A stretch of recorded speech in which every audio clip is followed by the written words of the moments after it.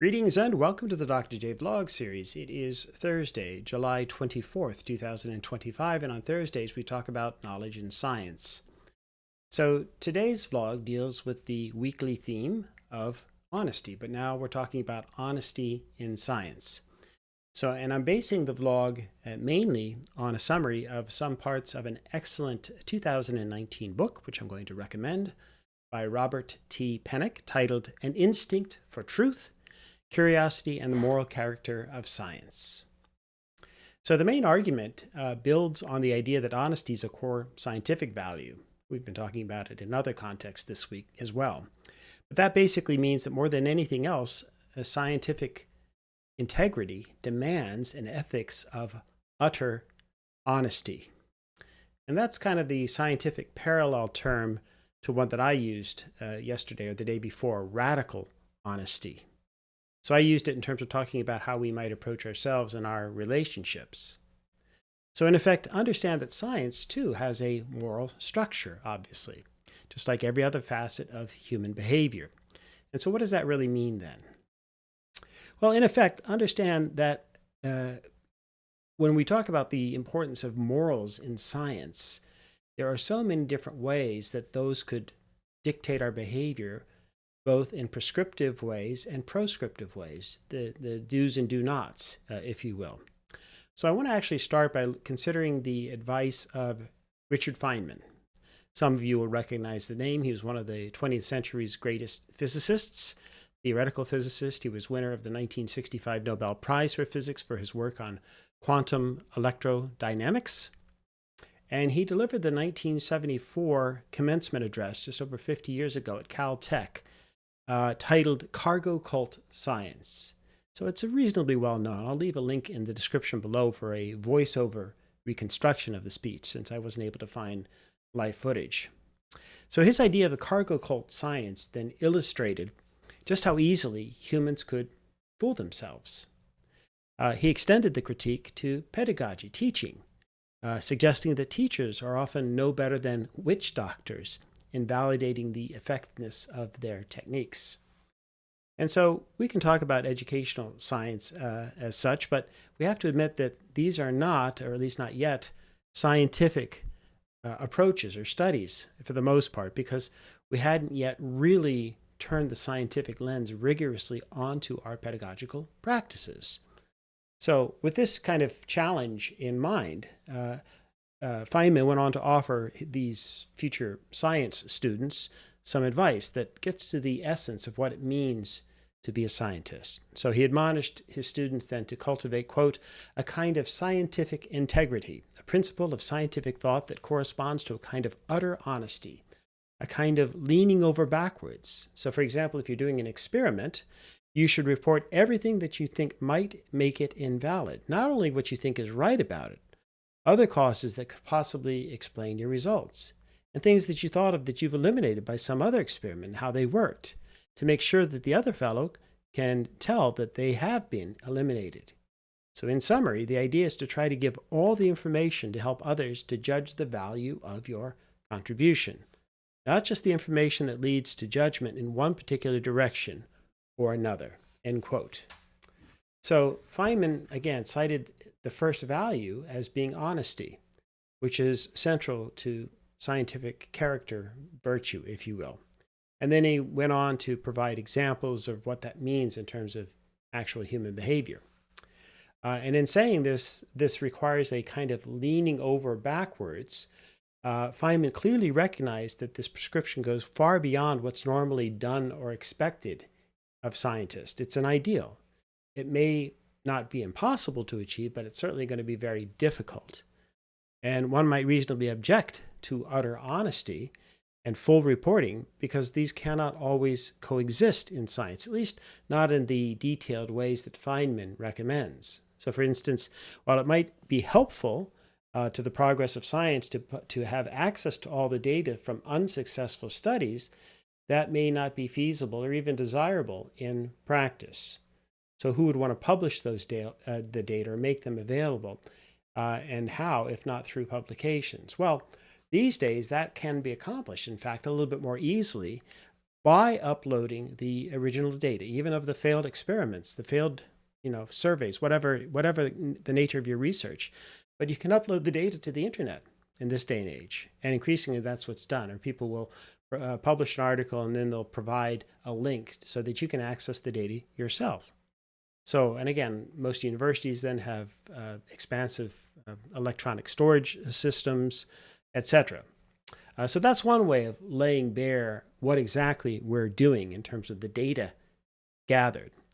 And it really kind of allows for a democratization of science in some senses that was previously impossible, right? Now we can routinely upload the data for public scrutiny and replication and usage if people are interested. Again, you have to have the chops, you have to have the skill set. It's one thing to buy a beautiful, Steinway grand piano. It's quite another to learn how to play it well. You understand the analogy. So, and then, would anyone really want to subscribe to a journal that has the hypothetical name of the American Journal of Discarded Hypotheses or the Annals of Failed Experiments and so on? Probably not. In other words, do we really want to publish all of the failed experiments, all the negative results? It's certainly possible. And there's a lot more failure than there is success in science, as with most fields of endeavor, right? And so the key then is to keep trying, despite the many false starts in the blind alleys. And by the way, there's actually a real and quite amusing Journal of Irreproducible Results. It's devoted to scientific satire and humor, so you can check that online if you're interested. But anyway, the point of providing full information is to allow other scientists then to judge, and the public at large, to judge the value of whatever positive results you might obtain. And it would be indeed dishonest to neglect to report the results of these tests. But notice that Feynman isn't just saying that it would be wrong or be dishonest. Rather, he was arguing for a positive standard of honesty. That is, that sets a higher bar, in terms of requiring scientists to actively commit to a more demanding standard of scientific integrity. And so integrity here involves the integration of values and methods in just the way that's required for the exemplary practice of science. That is, the main goal of science is to answer empirical questions, to satisfy our curiosity about the world. So it's only by striving for the highest levels of rigor and care in our methods and our practices that scientists can be confident that the questions have been satisfactorily answered, that we've made a real discovery. Real discoveries are big news, folks. But at the same time, some of the failures are also interesting and perhaps worth publishing. So if someone were to found the International Journal of Interesting Negative Results, that would probably find a pretty receptive audience as well. Other failures are uninteresting and arguably unimportant for the scientific community. And so it's not that not publishing the failed studies is being dishonest, it's just really being efficient more than anything else. But of course, there's many borderline cases then where there could be, some degree of interest, and the level of interest is a bit of a judgment call.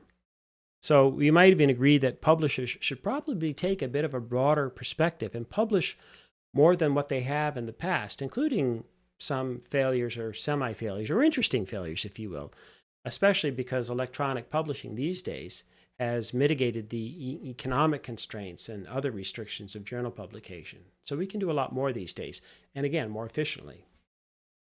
Other issues are a bit more challenging with respect to utter honesty. Should utter honesty be upheld in cases, for example, where there's a reasonable fear that significant social harm would result from dangerous scientific knowledge becoming known?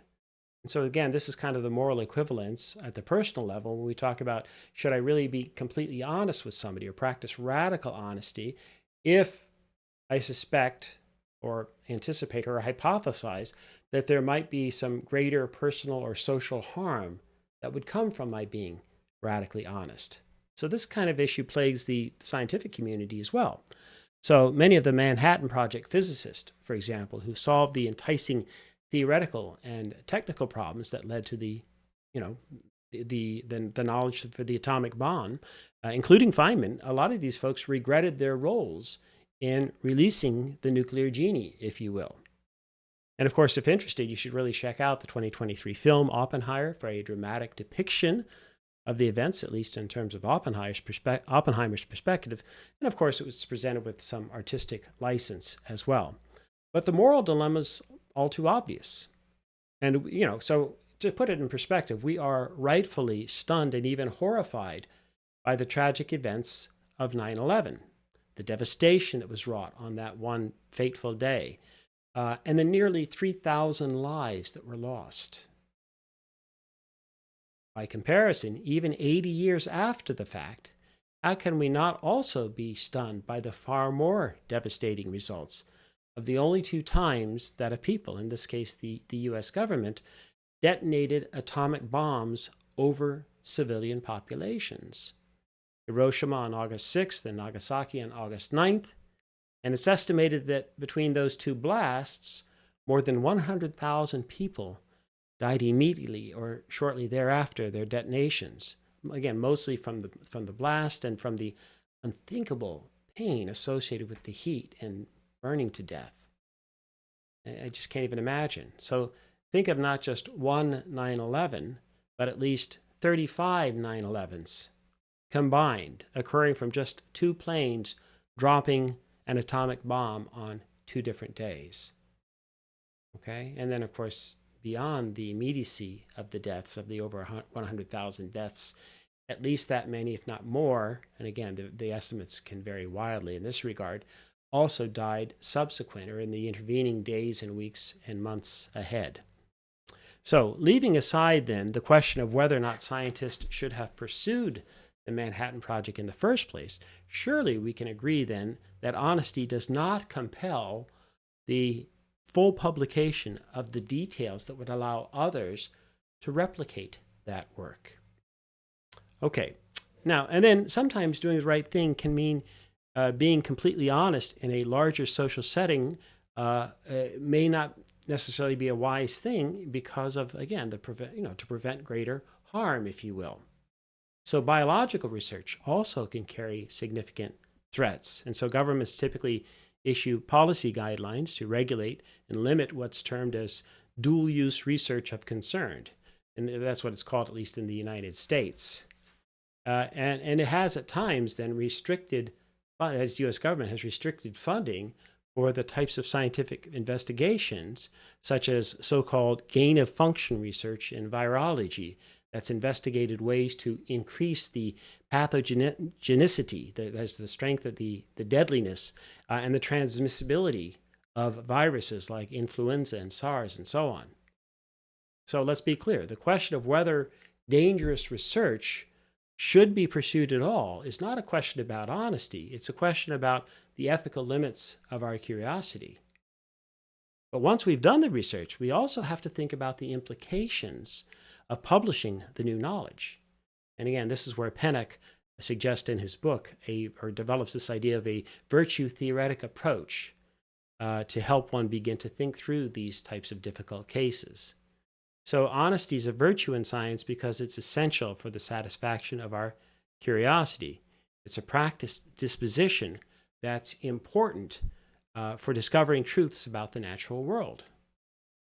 And while we usually take scientific honesty for granted, we also have to weigh that against other more general concerns that come into play and ought to be taken into account when thinking about the nature of our honesty with our scientific evidence. The discovery of empirical truths is obviously an important end for human beings. From the time of fire to, I don't know, go as far back in human history as we're able to go. But it's not the only consideration, right? I often wonder, or in my thought, if you do a thought experiment about the moral equivalence of the atomic bomb. Should we have, once we discovered fire, should we have passed that knowledge on to our kinfolk or to other societies and so on, right? We always face these dilemmas with new technologies, new scientific breakthroughs that almost invariably lead to new technologies. And the technologies themselves can have a wide range of both positive and at times negative and even lethal consequences, as in the case of the so-called nuclear genie. Okay, so what are these other concerns? Well, there's all kinds of other social and political concerns about the potential harms that might result from sharing the knowledge. So we have to look at other social values beyond just the utter honesty associated with doing good science. And then finally, worst of all, of course, are cases where the whole honesty issue breaks down in science as within other spheres of our lives. What do I mean by that? Well, I'll give you a simple example that Pennock talks about. So Jean Hendrik Schon was a rising star in physics in the early 2000s, published a remarkable series of articles over a 2-year period in the 2 top scientific journals in the world, called Nature and Science. Those are the 2 different journals. But unfortunately, his work, which is related to the semiconductor industry and was thought to maybe revolutionize what was going to be happening in the years ahead, it all ended up being a fraud. It was based on made-up data. Bell Labs launched a formal investigation and discovered multiple cases of misconduct, and including outright fabrication of data. So all of Schon's Nature and Science articles then were rescinded, withdrawn, plus a dozen more or so in other journals as well. And Schon was fired from his job. His prizes that he'd won for his work were rescinded. He was banned from receiving research grants. And in 2004, the University of Konstanz stripped him of his PhD because of his dishonorable conduct. Now, Schon's fraud was an especially egregious example of scientific misconduct. But unfortunately, it's not unique. Okay? So every few years, there's a case of scientific misconduct or fraud that makes the headline news.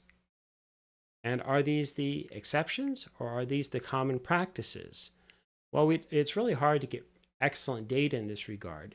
But one study that was published suggested or found that about 1% of scientists admitted to having fabricated or falsified data at least at some point in their scientific careers. That's not a huge number, but 1%, 1 out of 100, well, that is saying something. And about 12% also reported knowing of a colleague who had self-consciously fabricated or defrauded through their work. Okay, so what is one to make how do we reconcile? How do we make sense out of these cases then when honesty breaks down? Well, generally speaking, in science, there's this mechanisms of self-correction and trust, right? So the Schon case is demoralizing precisely because it's such an egregious breach of scientific ethics, reminding us that even the peer review process is an imperfect process. So even a careful reviewer is likely to miss individual cases where someone's fabricated the presented data. I've reviewed hundreds of articles over my 38-year career now in science, in the social sciences, and I can say with great confidence that it's very difficult for me to spot fabricated data. I don't think I've ever come across a paper where I've thought to myself, these data look entirely made up. And how would I know? On what basis? And so on. Well, there are some tells, but as I say, at least in my experience, I've not encountered that. Maybe I have, but then I didn't know it. You follow? Okay. So the naturalist method in science is predicated on the idea then that the findings are replicable. That's implied by the idea of a world governed by causal laws. And for obvious practical reasons, though, it's impossible for every one of us or the journal reviewers to actually repeat the experiments that were conducted or to check the accuracy of the data. So instead, we have to trust that the people did what they said they did and reported the information from their research truthfully. As I say, but there's a small number of cases where that's not the case, or there's a small percentage, or about 1% of scientists who say they have reported false information at times. So usually we build that trust then by rigorously reporting on our methodology, the evidence with full transparency so that people, at least in principle, could replicate what we've done.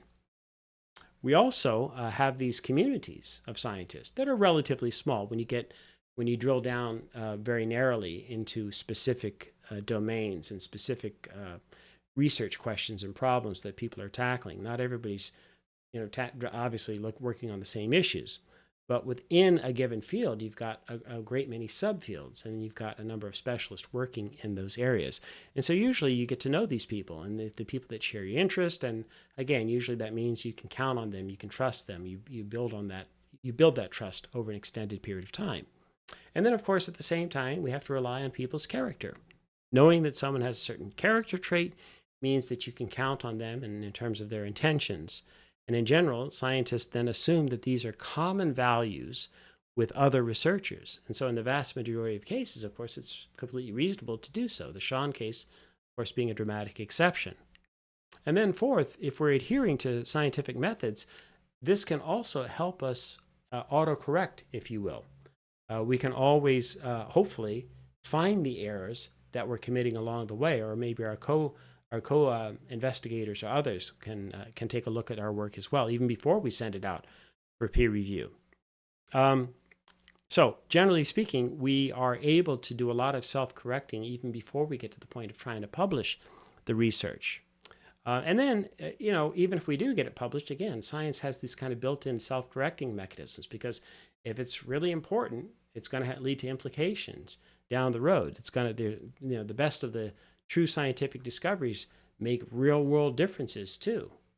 And if you're not the first person who comes along and sees that, wow, I tried to replicate the experiment and I'm not getting the same results, that's going to at least raise a red flag, if not outright falsify or demonstrate that somebody else was falsifying the research. And, generally speaking, again, you've got the research or these discoveries are part of a broader kind of research program and set of questions. And so if you have success in a particular area, that's going to have a ripple effect in terms of other discoveries and how that knowledge is linked to the other knowledge in the field. And because of these kind of interdependencies within science, any discovery is going to be connected to many others before and that are yet to come. And so fraudulent claims then can't remain unnoticed as you work through these processes. Other scientists pursuing investigations in the same field at some point are going to try to use those findings, if not replicate them, and maybe extend their own work. And they might be puzzled as to what's going on. Why am I not getting the results? Or why doesn't this seem to work the way that it suggested in paper X, and so on? And then if the problems persist, they'll check for errors. They'll test, for the other, use a variety of different mechanisms where they'll be able to test the reality of the original findings and perhaps find that they cannot indeed be trusted. And usually at some point in the future, people are going to discover the error. Okay, so indeed, the more significant the research finding, the more likely it is that if there's an error that's fraudulent or accidental, that it's going to be discovered because it affects the work, it stimulates the interest of all the researchers, and so on. So, in conclusion, then, let's remember the following. Science never guarantees absolute truth. That's one of the first things that I talk about when I'm teaching my research classes, my statistics, my research methods, and so on. But it does seek a better way, an improved way to assess empirical claims and to attain a higher degree of certainty and trust in its conclusions if we follow proper methods and so on. The scientific integrity that's fundamental involves more than the behaviors that scientists should not do. Remember that we're also talking about leaning into what we should be doing, how we can present a more full and honest picture of the evidence to allow others to judge the value of our contributions. And for the most part, this sort of behavior is part of the ordinary practice of science, and it occurs without special notice. Most of us do it almost like speaking our first language. We don't even think about it. We just do. We just speak. And scientific integrity, then, is the integration of all of the values that are involved in truth-seeking, with intellectual honesty standing at the center.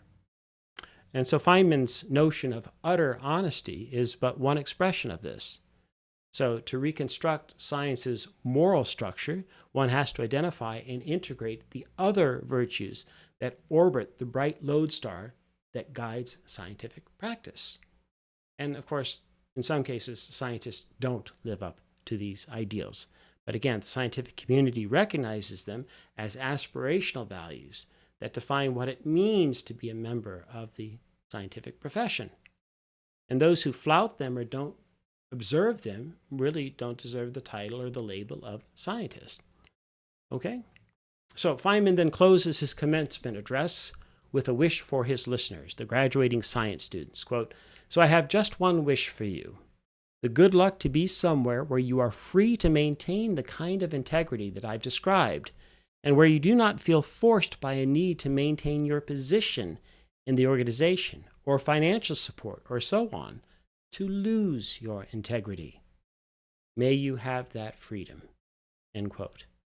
Right? So in other words, fulfilling this wish requires more than just individual virtue. It requires unified, vigilant support from the scientific community as a whole, and a dogged resistance by all those involved to the political pressures, to the economic interest, to the bad faith actors who seek to undermine your honesty and integrity. And by the way, I think that's sage advice for our pursuit of honesty and truth in our private lives as well. Okay, until next time, may you and yours continue to create peace in your lives, nurture love in your hearts, and dole out hugs in abundance while pursuing truth with unfettered honesty. We'll see you soon.